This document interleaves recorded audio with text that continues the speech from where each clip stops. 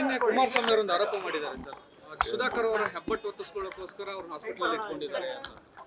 ಸತ್ಯನ ಮುಚ್ಚಿಡ್ತಾ ಇದ್ದಾರೆ sir.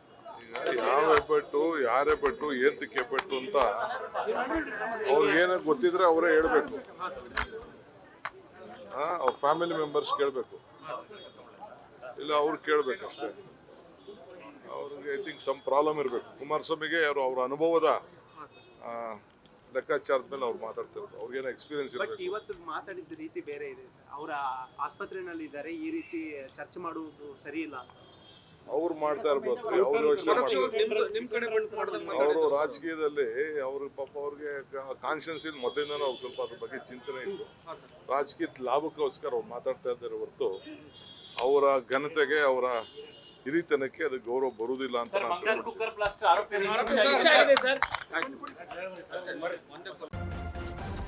News first ನಿರ್ಭೀತಿಯಿಂದ ನಿಮ್ಮ ಪರವಾಗಿ.